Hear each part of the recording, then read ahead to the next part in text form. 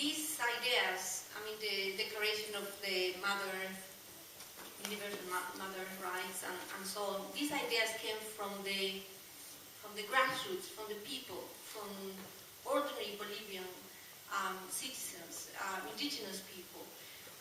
So what happened is these ideas were able to be put forward by a government because we have better democracy.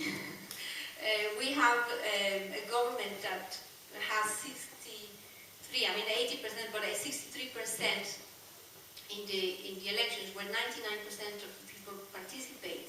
In these countries, only 37%, and from that you have to have a coalition. So that means that this government doesn't reflect the opinion of the people, but reflects, and this I've seen it in Denmark when the United Nations had all the representatives, and England or the United Kingdom had the representatives, but the representatives have time to meet with lobbyists, with multinational companies.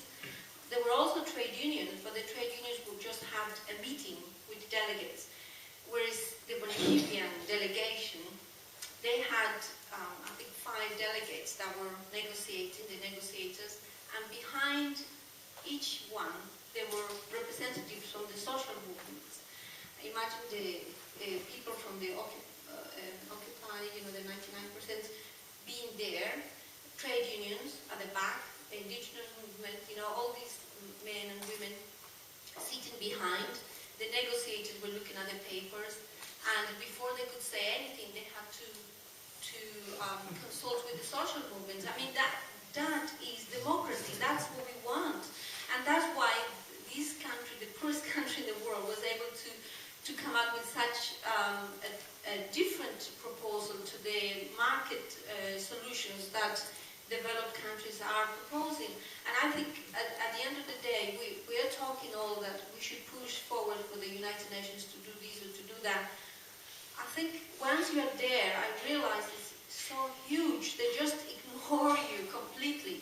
I think for me, my emphasis, I'm here in the United Kingdom, we need to put pressure here to this government, because this government is not listening to the people, is not governing for the benefit of the people, but for multinationals. And that's very clear at every level. And you can see that education, health is coming to the bottom, and all other business are right at the top as a priority. And in regards of immigrants, I mean, don't look at Europe, look in this country. We are having raids. We've been in Elephant and Castle, Latin America. We hear permanently how they're going to concepts, the home office. They're going there and they're just, how do you say, separating people like sheep and graded. And yesterday, a plane of Latin Americans left the UK, and this is happening here. We don't need to look